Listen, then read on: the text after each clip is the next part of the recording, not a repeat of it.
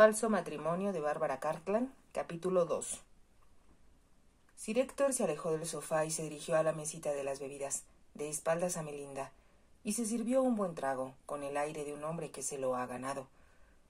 Lentamente, con los ojos entrecerrados, Melinda se puso de pie. Sujetándose, se movía como sonámbula, como si su voluntad hubiera dejado de funcionar y solo por instinto supiera hacia dónde iba. Subió la escalera con un esfuerzo sobrehumano, temiendo desmayarse a cada paso. Por fin llegó a la triste habitación que ocupaba en la casa, al final de un largo pasillo.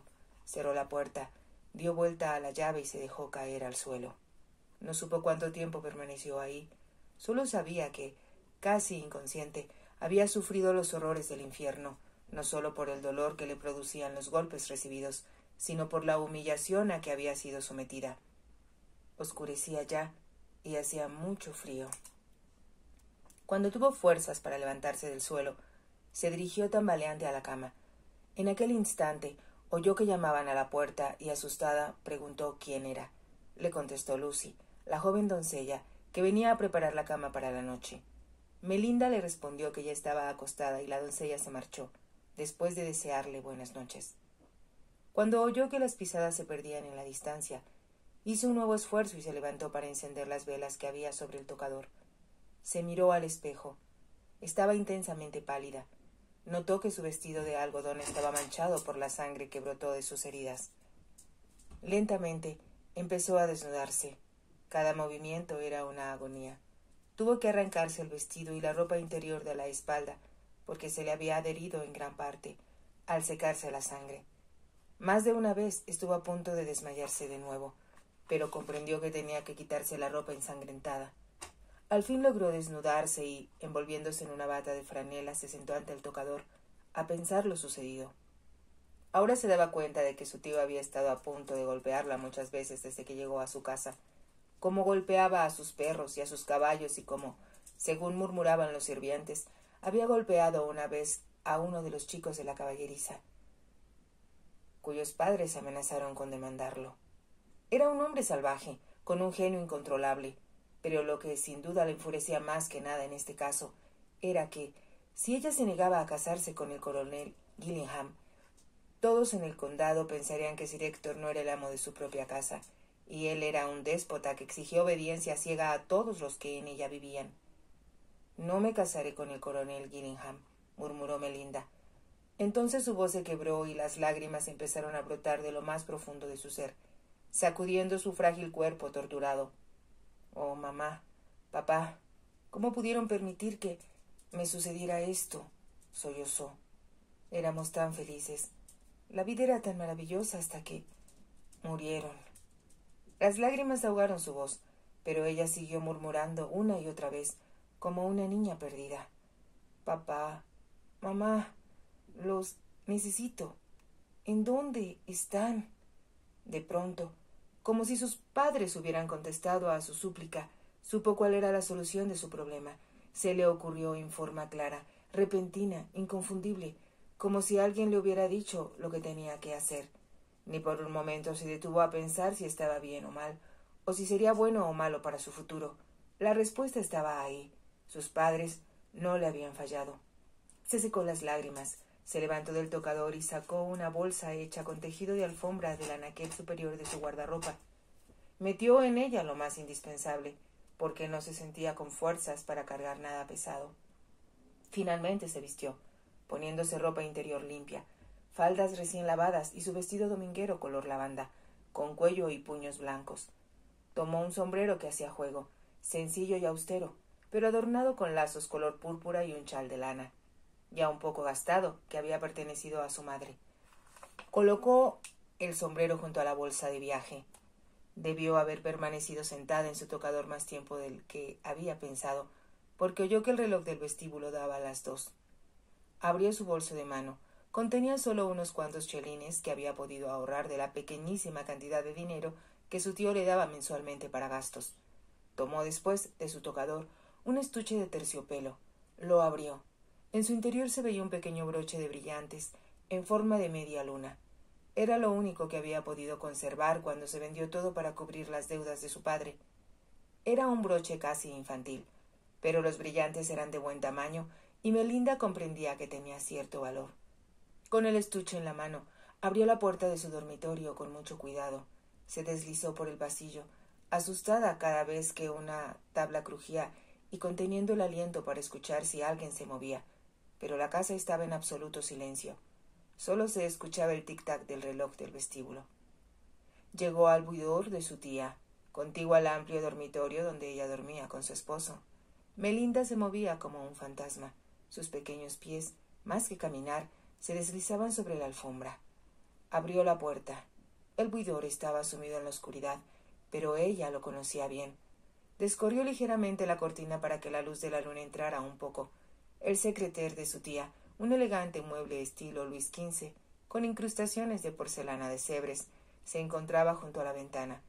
Melinda sabía muy bien dónde se guardaba el dinero para la casa, pues cada semana ayudaba a su tía a pagar las cuentas pendientes y recordaba que, aun después de pagarlo todo, siempre quedaba un poco de dinero para comprar menores. Abrió un cajón. Ahí, como esperaba, había 10 guineas de oro. Las tomó y puso en su lugar el broche de brillantes. Se daba cuenta de que su tío, al descubrir lo que había hecho, la acusaría de ladrona, pero estaba convencida de que el broche valía más de 10 guineas y que si su tía Margaret lo vendía, recuperaría ampliamente esa cantidad. Corrió de nuevo la cortina y se dirigió hacia la puerta. La cerró y regresó a su cuarto. Se daba cuenta, al caminar, que tenía la espalda rígida, pero era inútil pensar en esos momentos en dolores y molestias. Si quería escapar, debía hacerlo inmediatamente. Puso las guineas en su bolso de mano, miró a su alrededor, apagó las velas. Ya a oscuras, cerró los ojos. «Oh, papá, mamá», murmuró, «ayúdenme, ayúdenme, porque estoy haciendo lo único que puedo hacer». Se quedó en silencio, casi como si esperara una respuesta, pero solo escuchó el tic-tac del reloj que le recordaba que el tiempo estaba pasando.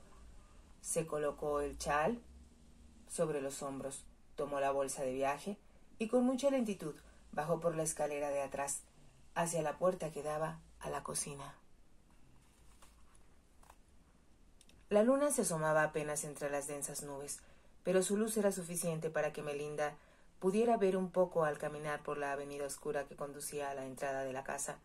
Las grandes rejas de hierro forjado estaban cerradas, pero, por fortuna, una puertecita lateral no tenía llave y Melinda salió por ella, moviéndose de puntillas, por temor a que pudieran escucharla el lacayo de guardia y preguntar quién andaba afuera a hora tan temprana. Empezó a caminar por el polvoroso camino, a paso bastante rápido. La espalda le dolía aún mucho y, a cada paso que daba, sentía más pesada la bolsa que contenía las pocas cosas que había traído con ella. La cambió de una mano a la otra y se preguntó si había algo que no necesitara mucho y que pudiera tirar. Pero lo que más le hacía sufrir no era el peso de la bolsa, sino el sentirse físicamente agotada por los golpes recibidos. Su paso se hizo más lento y, poco después, un suave brillo en el horizonte le hizo comprender que estaba amaneciendo. Desalentada, advirtió que no se había alejado mucho de la casa de su tío. La idea de que alguien saliera en su busca y le encontrara la aterrorizó. Podía imaginarse el rostro furioso de su tío y escuchar sus rugidos de rabia, mientras tomaba una vez más el fuete. Nunca le perdonaría, lo sabía bien, que ella hubiera tratado de escapar de sus garras. Recordó cómo había golpeado a un perro que había rehuido los disparos durante una cacería. «Oh, Dios mío», murmuró, «no podría soportar otra paliza». Sabía muy bien lo que sucedería si la obligaba a volver. Tendría que acceder a los deseos de su tío y casarse con el coronel Gillingham. Solo el pensarlo la hacía estremecer. No sabía por qué odiaba tanto a aquel hombre, pero la idea de que él la tocara casi le producía náuseas. Se dijo ahora que debió haber adivinado antes sus intenciones. No había sido casual que él hubiera tratado una o dos veces de entablar una conversación con ella. Melinda se había sentido turbada al hablar con él y buscó un pretexto para alejarse de su lado en cuanto le fue posible. La expresión de aquel hombre, la mirada de sus ojos, la inquietaban profundamente. El coronel Gillingham le inspiraba el mismo horror que sentía por las serpientes y la idea de casarse con él era insoportable. Aquellos pensamientos aceleraron sus pasos. Por algunos minutos caminó tan deprisa que casi iba corriendo, pero ahora, debido a que el esfuerzo la hizo sentirse muy débil, aminoró el paso. Era casi de día. Los dedos delgados y amarillentos del sol empezaban a retirar los cortinajes de la noche. El camino estaba desierto, pero pronto, lo sabía, vería las primeras casitas de una pequeña aldea. Era ahí donde esperaba encontrar algún vehículo que aceptara llevarla a Leominster. Leominster estaba a 8 kilómetros de distancia y ahí podría tomar un tren hacia Londres. Lo tenía planeado. Las diligencias corrían todavía con regularidad y eran más baratas, pero podían ser fácilmente interceptadas por un carruaje más veloz o por un hombre a caballo. Además, su tío esperaría que ella viajara en diligencia. Él mismo detestaba los trenes y había pronosticado que jamás sustituirían a los carruajes tirados por caballos. Los pasajeros de escasos recursos que viajaban en tren debían hacerlo en asientos de madera, a la intemperie, expuestos al embate de los elementos, y llegaban a su destino cubiertos de hollín y de polvo. Aun así, el precio por sufrir tales incomodidades era elevado, pero los trenes viajaban mucho más aprisa que los caballos y eso, decidió Amelinda, era lo que a ella le interesaba en ese momento. Su problema era cómo llegar a Leominster. Casi lamentaba no haberse decidido a montar a Flash, pero comprendió que si hubiera ido a las caballerizas, los mozos, que tanto temían a su tío, la habrían reportado inmediatamente. Sin duda le hubiera parecido extraño que se marchara sola, ya que su tío insistía siempre en que la acompañara uno de los palafreneros.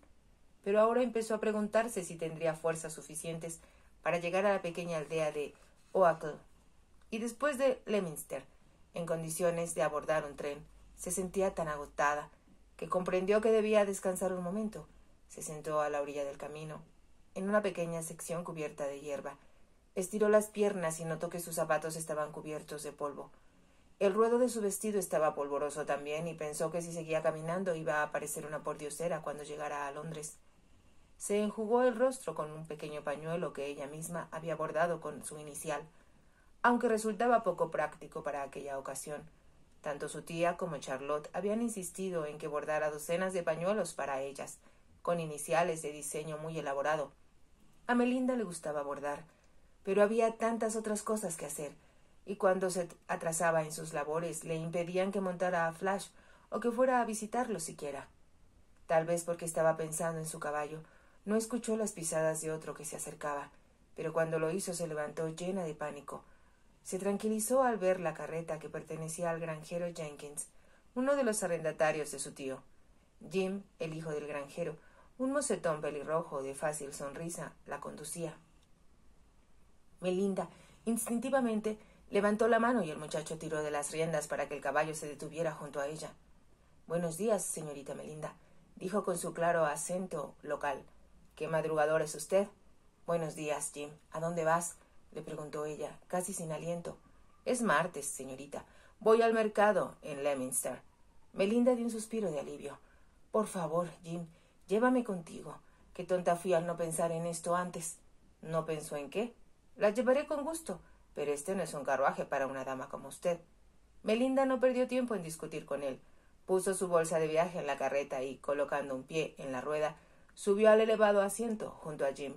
La tabla desnuda no era exactamente cómoda, pero era mucho mejor que caminar. «Gracias, Jim», dijo con tanta gratitud que él se volvió a mirarla sorprendido. «De nada, señorita, pero ¿qué dirá su tío si sabe que viajó de este modo?» «Espero que él nunca se entere, Jim. No te lo puedo explicar. Pero vayamos a toda prisa a Leominster. Nunca pensé encontrar a nadie a esta hora. Tengo que llegar antes que abran el mercado. Se logran mejores precios cuando llega uno temprano». Melinda volvió la cabeza y vio que la carreta estaba llena de cajones con gallinas, cestas de huevo y mantequilla en ollas cubiertas con paños limpios. «No quisiera que nadie me viera y no quiero meterte en problemas por llevarme». «¿Quiere decir que su tío no sabe que va usted a Leominster?» Melinda titubeó por un momento, pero decidió decir la verdad. «No, Jim, no lo sabe». «¿Y cree que se molestará cuando lo sepa?» «Me temo que sí, pero no quiero que se moleste contigo». «Oh, yo no diré nada», dijo Jim con firmeza. «No se preocupe, no hay mucha gente por aquí que desee decirle a su tío cosas que puedan enfadarlo». Ojalá no me vea nadie contigo al pasar por Oakville, dijo Melinda. Mantuvo la cabeza inclinada cuando pasaron por la pequeña aldea, con la esperanza de que no la reconocieran, oculta por las anchas alas de su sombrero. Cuando se encontraron del otro lado del pueblo, lanzó un suspiro de alivio. No había un alma despierta, señorita Melinda. Son muy dormilones en Oakville, así que no tiene de qué preocuparse. No eran aún las 5 de la mañana cuando llegaron a Leominster. Jim estaba dispuesto a llevarla a la estación, pero ella se negó. Melinda llamaría menos la atención si llegaba sola. Gracias, Jim, dijo, extendiéndole la mano al muchacho. Te agradezco mucho tu ayuda. Solo espero que nadie te relacione con mi desaparición. Nadie lo hará, señorita. Téngalo por seguro. Buena suerte. Jim le estrechó la mano con gesto efusivo y le dirigió una tímida sonrisa de despedida. Melinda se alejó lentamente, sintiendo que dejaba atrás al último amigo. Era típico de un hombre decente del campo. Pensó que Jim no lo hubiera interrogado. Él había aceptado la situación con naturalidad. Habían hecho el recorrido en silencio, lo cual le dio tiempo a ella de cobrar ánimos para lo que la esperaba. Llegó a la estación y descubrió que el expreso nocturno que venía del norte se detendría en Leominster a las 6 de la mañana. Era enorme la diferencia en los precios que había que pagar por viajar en los vagones abiertos y en los cómodos vagones cerrados. Por un momento titubeó, pero después decidió que sería una falsa economía llegar a Londres sucia y desarreglada, con su único vestido decente, tal vez arruinado sin remedio. Si quería conseguir empleo debía tener un aspecto respetable, así que, casi contra su voluntad, entregó 4 de sus preciosas guineas de oro para recibir solo unos cuantos chelines de cambio, junto con su billete manuscrito. Como disponía casi de una hora, se dirigió a la sala de espera para las damas, con objeto de asearse un poco. Después sintió hambre y fue a buscar algo de comer. En una panadería, junto a la estación, compró 2 bollos grandes, recién horneados, cubiertos de frambuesas azucaradas, que comió con gran apetito. Se sentía muy nerviosa. No pudo menos que advertir la sorpresa que demostró el empleado que vendía los billetes cuando le pidió uno solo. Su voz culta y sus ropas, por maltratadas que estuvieran, revelaban que era una dama, y las damas nunca viajaban solas en tren. Cada vez que se abría la puerta de la sala de espera, Melinda volvía la cabeza, temiendo ver aparecer a un enviado de su tío. Sin embargo, nadie dio muestras de reconocerla, y al fin escuchó el silbato del tren que llegaba. En medio de ruidoso rechinar de ruedas, numerosas personas aparecieron de pronto en la estación. Mozos, familiares que esperaban, viajeros, pasajeros o simples curiosos. Melinda fue arrastrada hacia adelante por la multitud, y un empleado del tren la ayudó a subir al vagón que le correspondía. Se encontró instalada junto a una ventanilla en el fondo del vagón. Se sentaba frente a ella un anciano caballero que se cubría con una gruesa capa de tweed, aparentemente temeroso de las corrientes de aire, a pesar de que era pleno verano.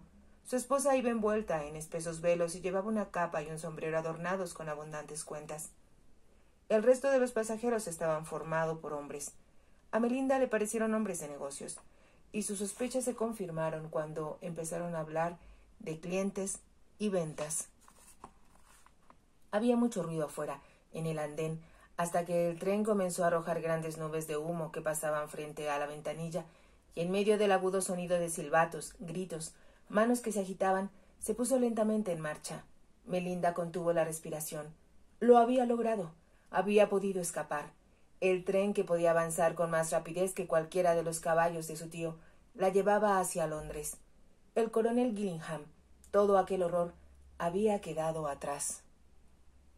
Por un momento sintió deseos de llorar de simple alivio, pero el orgullo la hizo contener las lágrimas, aunque, al mirar por la ventanilla, todo le pareció húmedo y nublado por largo rato. Era una extraña sensación. El vaivén del tren, el ruido de las ruedas sobre las vías de hierro, las nubes de humo que pasaban junto a su ventana, eran todas sensaciones tan fuera de lo común como sería su vida a partir de ese momento. Cerró los ojos y trató de concentrarse en lo que debía hacer al llegar a Londres. Sabía que llegaría alrededor de la 1.